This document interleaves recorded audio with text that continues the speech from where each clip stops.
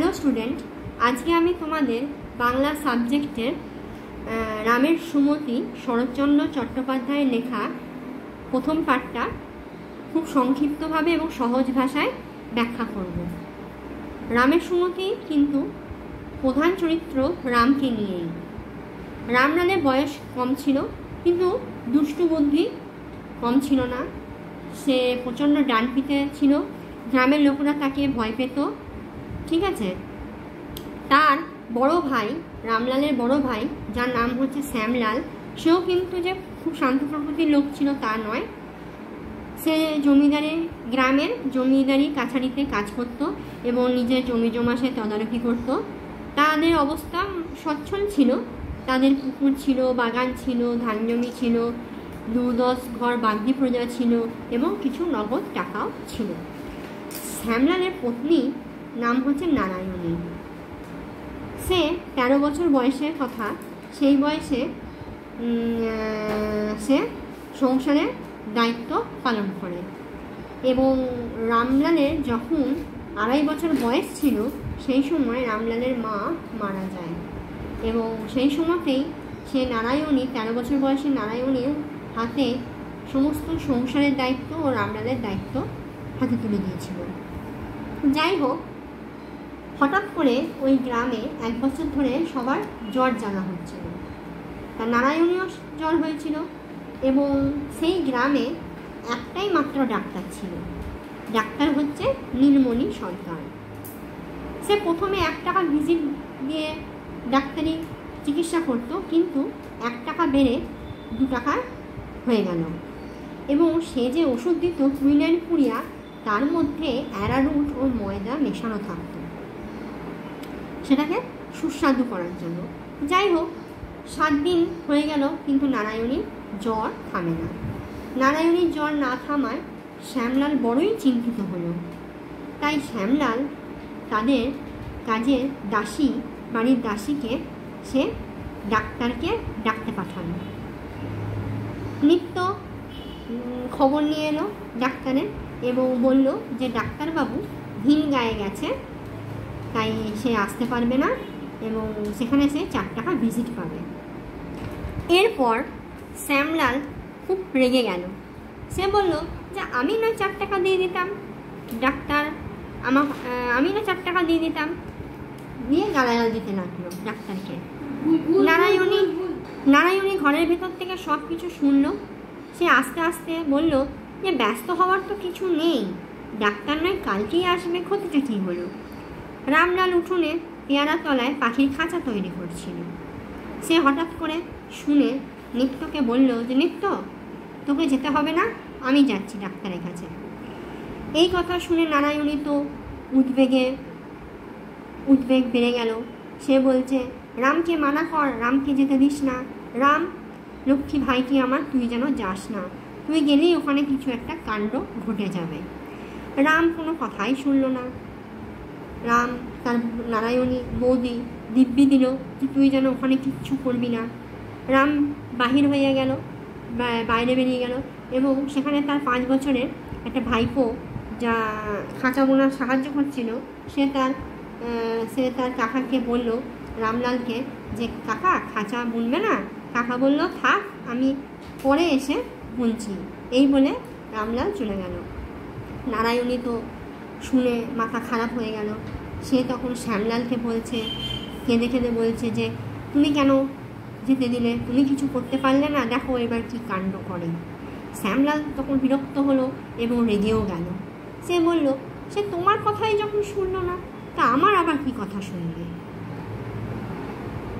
যা হবে দেখা যাবে।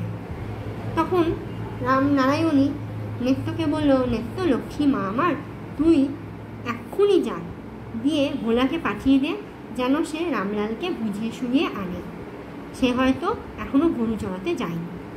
নেত্যকালী তখন যথারীতি ভোলার সন্ধানে চলে গেল।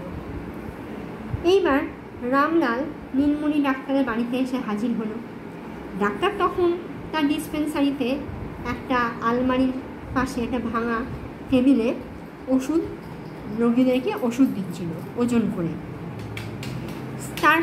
তার ওখানে 4-5 জন রোগী চুপচাপ বসেছিল। এবং দেখছিল।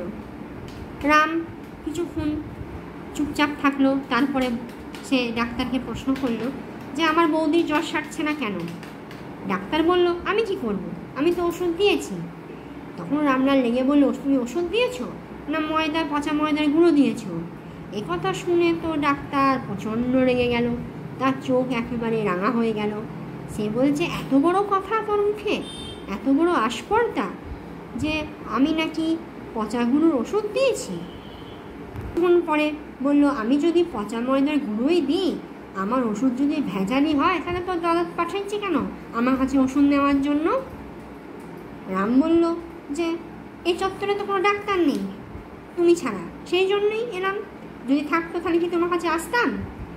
আশেপাশে ডাক্তারের কাছে যারা যে সমস্ত লোকরা বসেছিল, তারা তো এসব কথা শুনছিল, তারা তো চুপচাপ ছিল, তারা কোনো কথার উত্তর দিচ্ছিল না।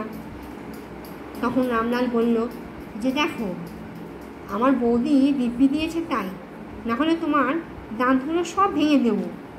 তা ভালো ওষুধ এক্ষুনি নিয়ে এসো, বেশি দেরি করবে না। যদি আমার বৌদির জ্বর না সারে, তাহলে কিন্তু তোমার বাগানে যে কলমের আম গাছ লাগিয়েছো না, আম বাগানে, আমি সেগুলো সব কিন্তু পুরো দিয়ে কেটে দেবো। সেগুলো কিন্তু বেশি বড় হয়নি। আর তোমার যে ওষুধের শিশিগুলো আছে, সেগুলো আমি সব ভেঙে দেবো। এই বলে রামলাল চলে গেল। ডাক্তার তখন ওষুধ দিচ্ছিল, সে ওষুধ হাতে দাঁড়িয়ে থাকলো, চুপচাপ বসে থাকলো। এরপর একজন বৃদ্ধ বলল যে ডাক্তারবাবু, বেশি দেরি করো না, যা কিছু ভালো মন্দ ওষুধ আছে নিয়ে চলে যাও, রাম ঠাকুর কিন্তু যা বলে গেছে না তা কিন্তু করেই ছাড়বে।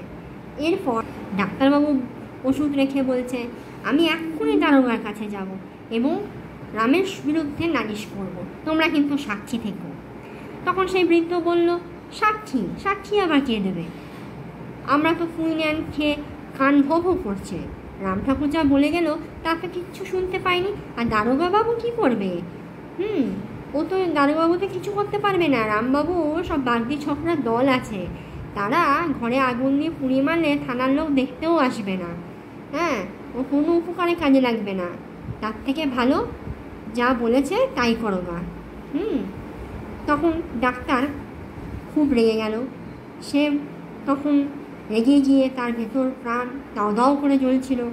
সে তখন বলল, সাক্ষী দিবি না তোরা? দূর হ, তোদেরকে আমি আর কোনো দিন দেখবো না, তোদের চিকিৎসাও করবো না, মনে গেলেও তোদেরকে আমি ওষুধ দেবো না, দেখি তোদের কী গতি হয়।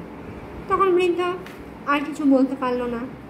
ডাক্তারকে বলছে, ডাক্তারবাবু কী আর বলবো, দোষ তো আমাদের নয়, খবর দিতে হবে ঠাকুরকে, একবার এ ব্যাপারটা খবর জানাতে হবে, কারণ মতলব ভালো দেখছি না। যদি কিছু করে বসে তাহলে তো খুবই সমস্যা, তাই দেখছি। তা আমি একটা ভালো কথাই বলছি, আপনি ওষুধ নিয়ে যান, ভালো ওষুধ নিয়ে গিয়ে ঠান্ডা করুন, নাহলে কিন্তু বিপদ আছে। এই বলে বৃদ্ধ তো চলে গেল। ডাক্তারবাবু নীলমণি ডাক্তার দীর্ঘ নিঃশ্বাস ছাড়ল। সে এই জীবনে কোনো দিন এরকম কাণ্ড ঘটেনি যা আজ তাহার ঘটল। সে তো কী করবে ভেবে পেল না, চুপচাপ থাকলো। এদিকে নারায়ণী বাইরের দিকে তাকিয়েছিল এবং তার মন ছটফট করছিল। এরপর রাম এলো এবং রাম এসে গোবিন্দর সঙ্গে গোবিন্দকে খাঁচা ধরতে বলল। তারপর নারায়ণী রামকে ডাকলো, বললো, এদিকে আয় তো একবার রাম। রাম তখন কোনো কথাই বলল না। সে কাঠি পড়াতে লাগলো কঞ্চির মধ্যে। নারায়ণীর রামকে ধমক দিয়ে বলল, তুই আসবি আমার কাছে? রাম তখন নারায়ণীর কাছে গেল এবং নারায়ণী রামকে জিজ্ঞাসা করলো যে ডাক্তারের সঙ্গে কি তো দেখা হয়েছে, তাকে কি বললি? রাম বলল যে আমি তো তাকে আসতে বললো। বললো, বাস খালি আসতেই বললি নাকি আরও কিছু করে বললি? রাম তখন চুপ হয়ে গেল। নারায়ণী বলল, বল কি বলেছিস? বলল, বলবো না। যাই হোক, কিছুক্ষণ পর নেত্রখালি ঘরে ঢুকলো। নেত্রখালি বলল যে ডাক্তারবাবু এসেছেন। নারায়ণীর সঙ্গে সঙ্গে মোটা চাদর নিয়ে সে বিছানায় শুয়ে পড়ল। রাম তো পালিয়ে গেল।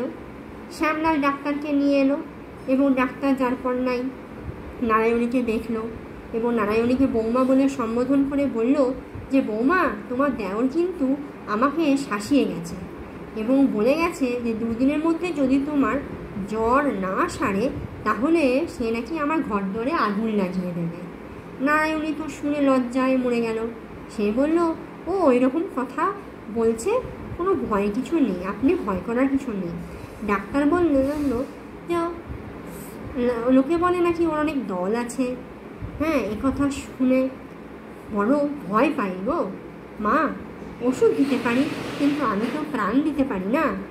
নারায়ণী তো কিছু বলল না, চুপচাপ থাকলো। শ্যামলাল তো রেগে গেল। শ্যামলাল বলল যে এছাড়া একদিন আমাদেরকে জেলে পাঠাবে গো।